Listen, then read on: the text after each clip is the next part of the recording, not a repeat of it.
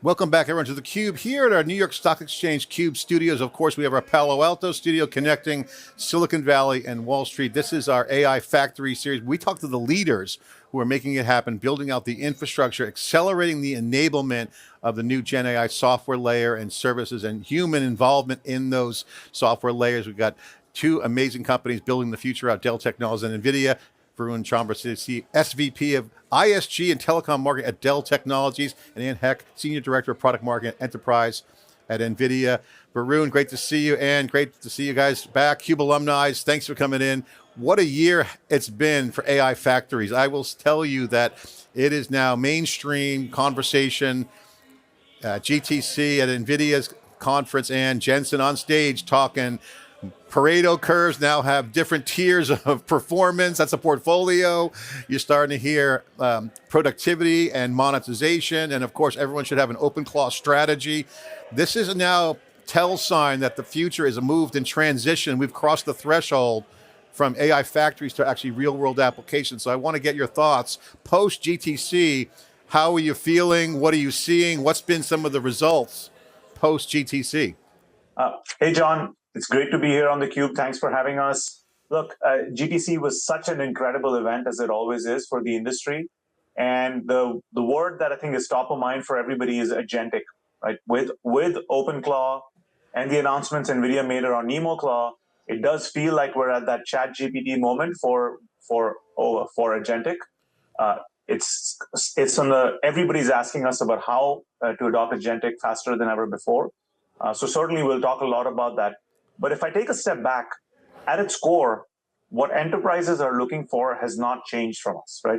They're looking for someone that can integrate this increasingly complex ecosystem for AI, bring it all together into one seamless solution that brings together the infrastructure, the AI models, the AI software, as well as increasingly data, approaches to data, and brings them all together into a sort of a turnkey, easy to deploy, quick to adopt AI technology. Because at the end of the day, what customers and companies are looking for is an ability to get started as fast as possible, and then be able to actually get value out of it, time to value as low as possible, and get time to value faster than ever before. And what we've seen is, while it may be, there's a perception out there that it's easy to get started on in the public cloud, what we have found consistently through all of our thousands of deployments of the AI factory with NVIDIA is that once you're operating at scale, doing it on premises is better.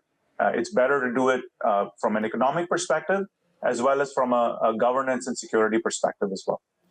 And talk about the enterprise piece, because what Varun just talked about is really something that we've been seeing for years now. It's mainstream. Distributed computing, hybrid cloud is the standard. Okay, so it's not about cloud and on-prem as much anymore. It's about the systems working together. And the ecosystem that NVIDIA is building with GTC was clear that it's growing so fast. That's also in the enterprise. So the enterprises now have a clear line of sight into standing up AI factories in whatever form. Take us through what you're seeing, what's changed, what's your view on this? Yeah, so and it's changing so fast, which I think is one of the challenges that enterprises also have. You know, last year we were talking about reasoning models because DeepSeek had just dropped. And now we're talking about agents that evolve and create other agents because OpenClaw dropped. And so with every one of these waves, and especially working with Dell and the ecosystem, evaluating these technologies and then bringing it to an enterprise in a way that they can leverage these advancements, but safely and securely, so they can always get the best advantages from AI and use these technologies that are coming out so quickly. But they need a trusted advisor to help them through that process, which I think is, you know, what we really strive to do with our ecosystems and what, you know, Dell's doing with us. And technologies like, you know, confidential computing, Jensen talked about that on stage too. That's where you see the ecosystem coming together, where frontier models like Google's Gemini model can now run on-prem on a Dell server because they're building a confidential computing stack. So you see even vendors that you wouldn't have thought Google and Dell would come together for a solution, but here they are bringing enterprises a frontier model, Gemini, that they can now run anywhere where they want to do their AI. To Varun's point, right? The enterprises are going to have their AI workloads running across a very distributed architecture and as an ecosystem, we need to build the systems to make that possible. It's interesting, you mentioned a few things there. We're seeing accelerated computing move to accelerated everything. And you mentioned the speed. One of the things we're seeing, and I would like to get both of your reaction to this, is that it's changing so fast that there's a lot of decisions that are being made over a longer horizon, multi-year. So architecture is a huge kind of conversation. So the enterprises are really challenged with the speed side of it. And they want to have reliability, they want to have confidence. How does that translate in some of these big AI factory decisions, Varun? And Anne, how does NVIDIA view this? Because they need to have something that's going to be not only great, but have enough headroom to grow into now that you have the Pareto curves that are now segmented by performance, you have the workloads in the software, you have confidential computing and security. So everything's being accelerated so fast. How are customers thinking about this, and what do they need to see? Again, that's the number one question we're getting is, I need to know what's going to change, what's real, what's legit. And of course, they like Dell and they like NVIDIA. You guys are world-class brands. What are their challenges with the speed game? Can you share your thoughts? John, you're absolutely right. The speed of innovation in the AI space continues to accelerate, and it has been the case for the last 3 or 4 years. And yes, keeping up with the latest infrastructure, the latest models, and the capabilities of those models, and what the software that surrounds this ecosystem can do can be incredibly hard. But to me, it actually puts a finer point on what we've been seeing, what NVIDIA and Dell have been seeing over the last 3 or 4 years since we announced the AI Factory, which is customers want a trusted advisor. It's not just about the technology. The technology is an important part of it, but the journey starts much earlier, right? It's about thinking through what your use cases are, what's going to get you the maximum impact. How do you decide from hundreds or even thousands of use cases that keep coming out of the woodwork as there's so much excitement around AI in every single organization? How do you get your data strategy right? The foundation that your AI infrastructure sits on top of is the data, right? So that's also very, very important. And of course, you want the confidence, to your point, that the solution that you're adopting is going to be scalable, is going to keep up with the needs that you have over all the evolutions that are going to happen in the next few years, as they have been over the last few years. And I think the AI Factory, Dell AI Factory with NVIDIA, has really, really been built with a lot of those key principles in mind. We've got a very, very big use case focus that we announced at GTC, a lot of solutions that are specifically aligned around things like coding assistant, knowledge assistant, computer vision, et cetera, things that we know are going to help customers get to value faster.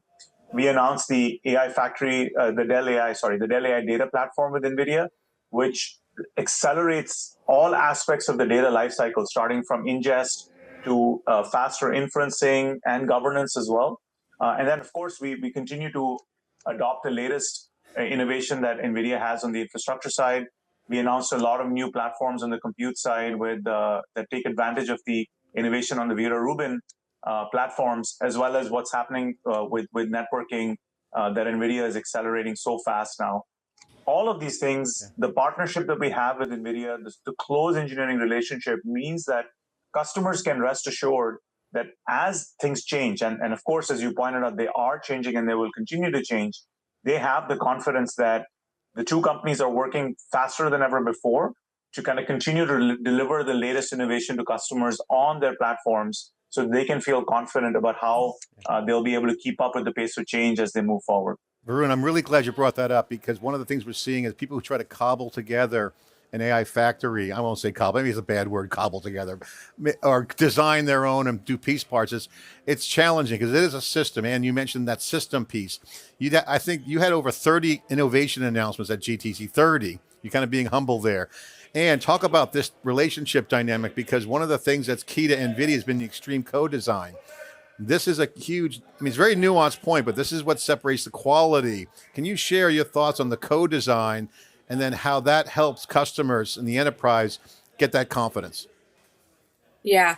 So, we co-design across our stack, and there's like 6, 7 chips, right, in the stack, depending on how you want to add them all up. And so we design across that whole hardware stack to optimize performance, whether it's at the networking layer, the compute layer. Obviously, we're bringing up to CPU with the introduction of Vera.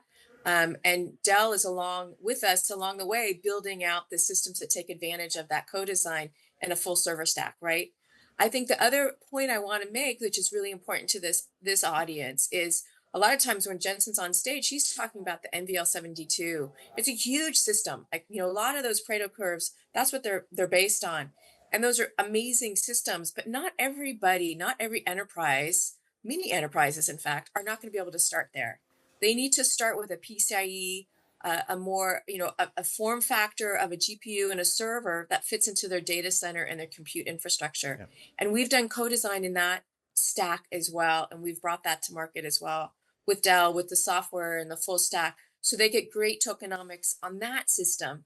And that system, because it is PCIe, it fits in with some of the infrastructure and probably standardizations in terms of Kubernetes and operating system that they've already made. It supports all of those standardized IT, form factors. And so an enterprise can really easily start their AI journey. They don't have to start with the big gorilla NVL72, which is amazing. We want everyone to have one of those, but not everybody can. Our IT team does not run our IT operations on an NVL72. They have a bunch of RTX 6000s and B200s and B300s. So, so I think the breadth of options is really important to talk about with the enterprise customers, because there is one that fits their environment. And the other thing Varun and I have started to talk about is the AI factory for an enterprise and an organization. It's of course it's going to be a server farm, if you will, but we also have these great compute options for individual developers and for running inference at scale, even on a GB10, on a station system that actually can even run a Kimi K2 model. Yeah. So your token generation doesn't necessarily just happen from a factory or from the cloud, but it can be happening at somebody's desk and really be temporal and dedicated to a developer or a user even that's doing AI, really quickly and wants that dedicated access. Yeah, I think it's a great point. And tokens are the key. And hey, I don't care where I get the tokens as long as it fits. I mean, you're seeing a demand on the hyperscalers, the neo clouds. I know, Dell, you've been very successful there, Varun, with the Dell AI factories. But at the end of the day, the enterprises may get service from multiple providers and on-prem, because that's where the data is. Also, you can manage costs. Why not have your own factory managing all your tokens? I don't need to pay for tokens if I'm going to be doing a lot of tokens on-prem. A nice scenario. So you have a lot of diversity. Seeing that. I guess my question is, can you share what customers are doing with this now? Can you give some examples post-GTC? Where's been the adoption? What's been the orientation? Where's their sentiment? Can you share some examples of where they're deploying? Do they have a preference? Are they leaning to neo clouds as a service? Are they bringing on-prem? What are some of the behaviors that customers are doing right now? Yeah, absolutely. Look, it's as it's always been in the industry. It's not a one-size-fits-all, John. Right? You and I have talked about this many times before, and it continues to be the trend that every customer is different. Every customer is unique. Some customers are optimizing for one location. Many customers are looking at multiple locations, whether it's public cloud, their own data center, as Anne mentioned, increasingly desk side, and then also the edge, right? That's a huge part of this. So we believe that the future is going to continue to be hybrid, and certainly the success we've had jointly with NVIDIA, with the Dell AI Factory with NVIDIA, 4,000 customers for the Dell AI Factory with NVIDIA in just 2 years since Jensen announced it on stage at GTC 2 years ago. And this momentum is only happening because of the unique value we're delivering, the ability to really scale across different use cases. And I'll give you a couple of examples, kind of in very different industries. So McLaren Racing, right? Everybody knows about them. McLaren Racing is using AI to accelerate their design cycles and elevate the performance that their cars are getting on the track. They were able to cut the component design time for new car components by 90% using the AI Factory with NVIDIA, which is an incredible bar for how fast you can move. And then on the, a completely different business, Lowe's home improvement stores, AI is being deployed across a variety of use cases, from developers that are using AI-assisted code development, like we're seeing a lot of people do, or AI-assisted code reviews, all the way to retail associates in the Lowe's stores that are helping customers in store with their questions, latest information at their fingertips, insights, all delivered through AI. You can't think of two more different businesses, but the gamut just shows you, the kind of locations, development, use cases, etc., that the Dell AI Factory with NVIDIA is able to help customers with. And what's your take on this? At GTC, when we had our meeting with Jensen, we weren't allowed to take notes, but he did say, coding is great to have AI do, but software engineering isn't the task of coding, it's the task of solving problems. And he was pointing to the AI impact or the intelligence in all areas. This is a factor in some of the customers. Can you share how that's translated post-GTC? Because that was a provocative statement. And he actually said, I wish all coding went away. As long as they still solve problems, Yeah. it's all good. Yeah. And I think I was talking to some people, I think he said, coding is going to go away like 7 years ago, right? And now it is, we have agents that are doing coding. But you still need people who are going to review those agents, who are going to validate, and audit and verify the quality of the work that the agents are doing, right? So I also don't want people to think that all of a sudden, we don't need any software developers. We don't need to understand software development. Of course we do. We have to be the experts, the humans, the adults in the room, right? To manage but then also take advantage of all these great advancements.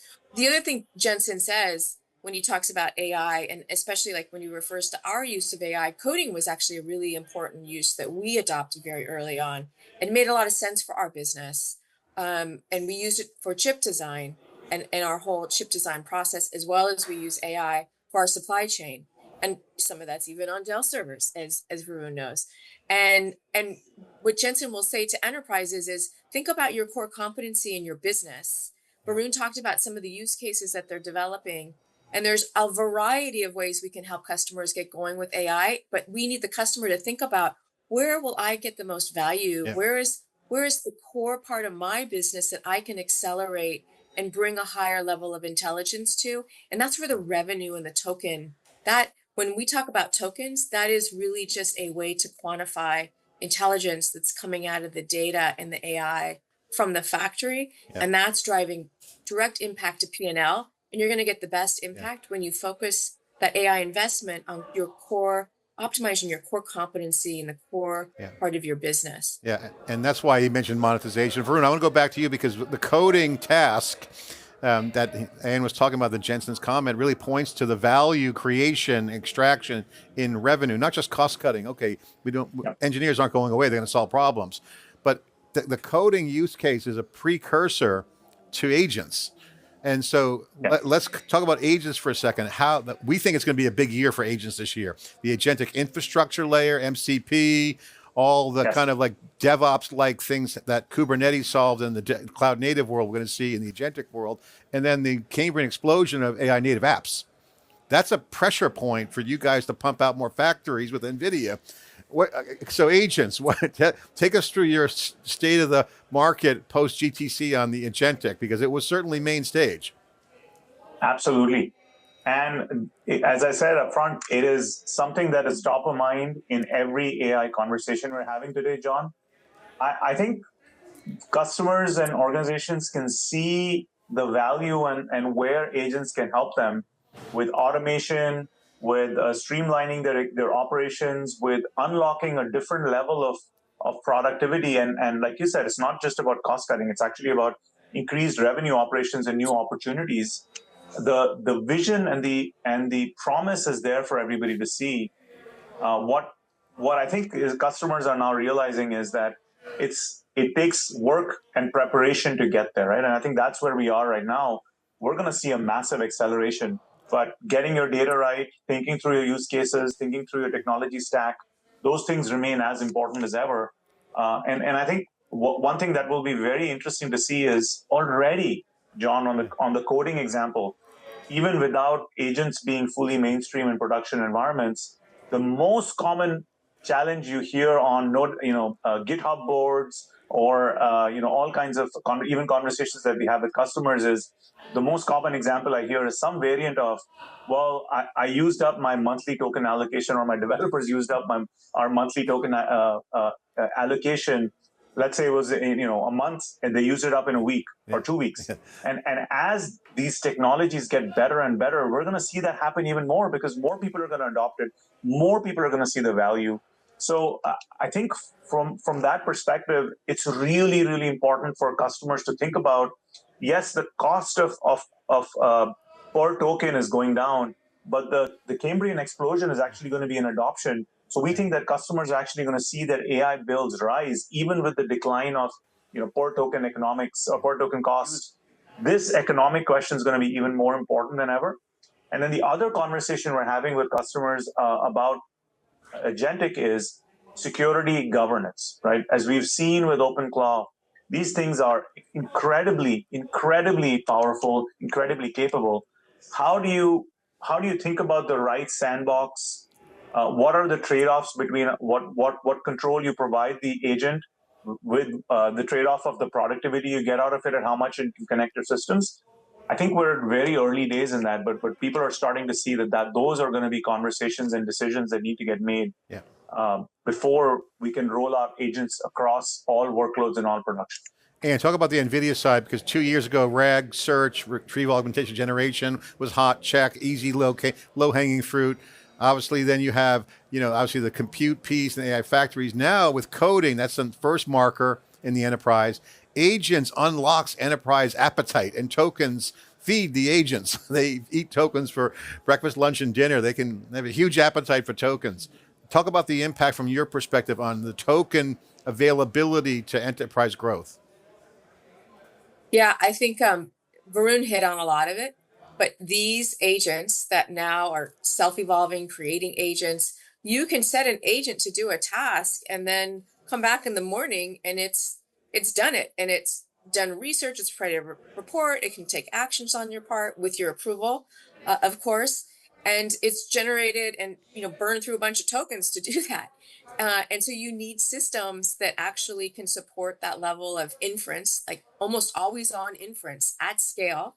And you need to, Varun's point, look at the economics of that. And very quickly, you can pay off, and we have found within months, someone will pay off a GP10. It's like, depending on their workloads, a developer might pay that off in 2 or 3 months in terms of the amount of tokens that they're generating. And then all the work after that is just gravy, right? Because they've already paid off the investment in the system they're running that workload on. So I think enterprises have to look at the variable costs of their AI that they have right now, and if capital investment in infrastructure, right, makes more sense for them, to Varun's point, so that they can have all that headroom to create, tokens 24/7, right? And they also don't have to depend on availability to that infrastructure. An enterprise can manage the availability and prioritize those workloads, which sometimes is harder depending on your contract relationship and where you're renting your AI factory if you're using a third party and not owning your own infrastructure. Well, as you guys move the needle on the AI infrastructure, AI factories, and the agents, it's going to unlock the floodgates for adoption, we predict. I know you're tight on time, but I want to get one more question, if you don't mind.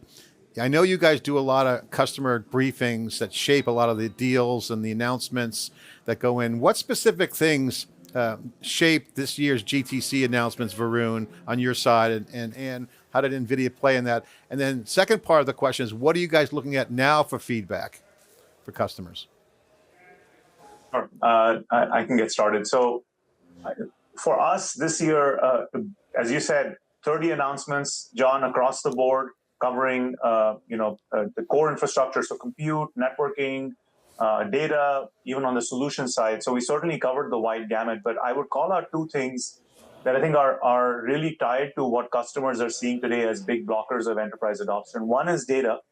So how do you get your data ready for AI? How do you get your AI models and your AI applications to be able to see the vast amount of enterprise data that exists, structured, unstructured, in the public cloud, in the private cloud, out at the edge, as Anne mentioned, increasingly desk side. How do you get AI models and applications to really get a sense of all of that, to process it and make it available for inferencing at scale? This is a very, very non-trivial problem. So the Dell AI Data Platform within NVIDIA was a huge investment from our joint companies to really help customers with accelerating the data lifecycle for AI workloads. We work closely with NVIDIA with innovations like NVIDIA had with cuDF and cuVS to really bring acceleration into the data processing lifecycle for the first time, perhaps. So that was one. The second thing was really this focus on, as we started the conversation up front, how do you deliver turnkey solutions? So, we're doing a lot of work with the Dell Automation Platform, working closely with NVIDIA to actually create blueprints that can help accelerate the deployment of the entire AI stack, right? Whether it's infrastructure, the software that NVIDIA is delivering, models, as well as capabilities on top of that. Yep. All of those things, how do you deliver them in an automated fashion? And then as the ecosystem grows, how do you actually get more and more of these third-party ISVs and latest software innovations from NVIDIA supported on top of the AI factory with NVIDIA? That was another area of focus for us to really help automate the deployment of the entire stack. And what's your perspective on the feedback from customers that fed into the relationship? So what we're hearing for enterprises is they're really excited about what's happening in the market. They want to take advantage of it, but they want to do it in a very safe and secure way. And they also want to do it in an economical way that fits into their business practices, complies with their governance, is stable, reliable. And that's the work we're doing with Dell and the solutions that we're building with Dell and taking out to market. So what we're hearing from enterprises is a sense of urgency and passion to get started on AI and take advantage. Many of them are already doing it, but they're trying to move from like a chatbot prompt response type, AI that they might already have, and move it into Agentic, which obviously is much more dynamic. Yeah. And there's a lot of different variables they have to take into account as they build out this infrastructure. And that's, really the opportunity and the challenge that Dell AI Factory is addressing. Well, we really appreciate you guys for coming on and sharing. Of course, the more intelligent, the faster the game goes, faster innovation happens. And of course, we got sovereign cloud, sovereign AI, sovereign hybrid, you got geographic, all managed via the intelligence. So the faster we can get those factories up and running, faster that software and systems can be deployed, the more greatness for everyone. Thanks for coming on theCUBE. Really appreciate the input. Thanks, John. Thanks, Varun. All right, I'm John Furrier. This is the AI Factory series. Really, the AI Factory is bringing the next generation infrastructure super fast. This is the AI infrastructure powering the growth in agents, coding, humans solving problems. They're in the loop. Societal change, and it's going to impact how we work and play. And of course, theCUBE's doing its part to bring you the coverage here from the NYSE CUBE studios. Thanks for watching.